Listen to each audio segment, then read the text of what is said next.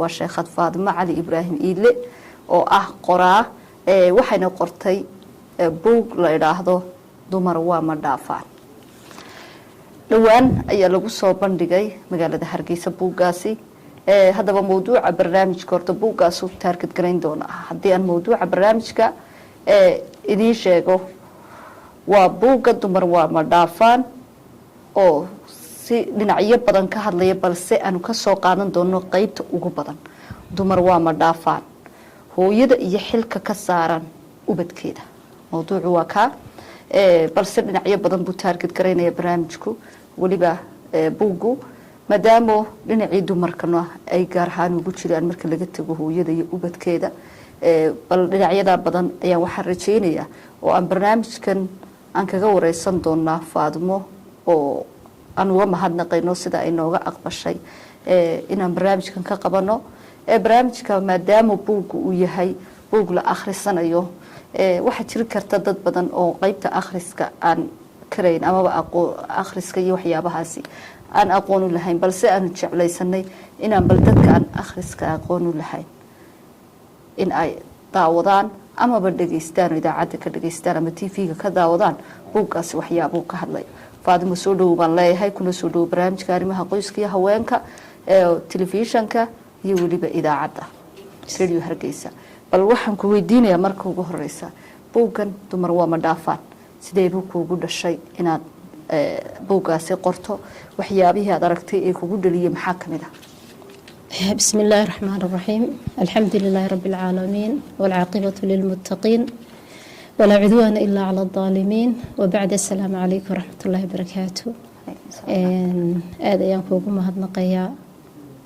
برنامج كان أديك سوق قيب جلسي من إبراهيم أختر جزاك الله خير بقول لي هاي بوجن دمر ومدافعان وحي يقول الشيء markaan arkay inay baahi timi oo yaani loo baahan yahay oo dumarku meelo badan ay u baahan diintooda in loo cadeeyo oo loo sheego waxyaabaha waxa weeyaan diintooda ay waxaan farayso in aan u sheego oo nu cadeeyo sidoo kale in inta badan maadaama ay ku qoran yihiin kutubtu af carabi ay ku qoran yihiin inaan bal af Soomaali aan uga dhigo si waxyaabo badan ay afka ay af Soomaaliga ay ugu fahmaan marka sidaas ay ku dhalatay markii ugu horeysay kugu dhashay buugan inaad qorto yaad kala tashatay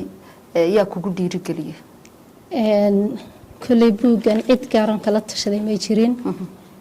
markay fikrad in badan bay igu soo noqday inaan kutub badan u qoro dumarka kulli muxaadaraad baan u sameeyaa oo inta badan muxaadaraad baan kula hadlaa marka muxaadaraadka waxa ka soo qayb gala uun cid doonaysa maadaama ay sidaa tahay oo inta badanna aanan meeriyaha aanan isticmaalin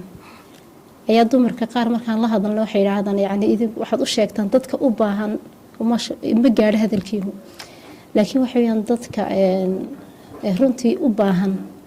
waxaan u baahanahay inaad meeriyaha nagala hadashaan oo wax noo sheegtaan marka sidaa darteed maadaama inta badan aanan meeriyaha kala hadal waxaan ku tashaday ama aan goostay in qoraal ahaan aan ku gaarsiiyo bulshadii waxyaabaha ay u baahan yihiin marka adigu ma ku dhaqaaqay go'aankaaga ku gaaray cidnaba kala sii tashay markii ugu horeysay anigu baa ku dhaqaaqay ma sha Allah marka kutub badan baan rabay inaan qoro ilaahay qadarkiisa fiqiga oo kale dumarku aad bay fiqiga ugu baahan yihiin waxaad arkaysaa iyagoo culimada weydiinaya waxyaabo badan oo inaan hablo ay ka kaafi lahaayeen marka waxaan taalafteeda aan goostay inaan iyaga laftooda balbuug fiqiya oo ka sheekay yaani dumarka u sheegay ahkaamtooda inaan qoro ayaan markii hore doonayay marka haddana kana ka soo hormaray in badan baan ku taami jiray inaan kutubta qoro runtii dhowr sano ka hor marka ilaahay subxaanahu wa ta'ala hadda ayuu ii qadaray inaan kadambana insha Allah wadinoo keenaysa insha Allah anaga ilaawin ka dambana maadaama dumarku wali u baahan yihiin faadimo hadii ilaahay subxaanahu wa ta'ala idama Allah buuga bal waxaad horta warbixin naga siisaa cutubiyadu ka kooban yahay ama mawduucyada ku jira ciwaanada kulli buugan waxaan aad u doonay waxyaabaha loo baahan yahay inaan ku soo koobo kadib mawaadiic aad u dhaadheereed baan aad soo gaagaabiyey si aan buug yaro kooban oo la akhrisan karo aan u qoro marka u horeysa dumarka hadday hooyo tahay hadday inan tahay waxaan u sharxaya cidda ay tahay marka waxaan ku leeyahay yaa tahay waxaan u sheegaya inay gabadh muslimada tahay oo la doonayo gabadha muslimada ah muslimnimada ay qaadatay ilaahay subxaana watacaala ku arsaaqay inay ka run sheegto oo waxa weeyaan ay ka run sheegto ay ku dhaqanto yacni islaamku afka un maaha inaanu afku lahayn baan u sheegay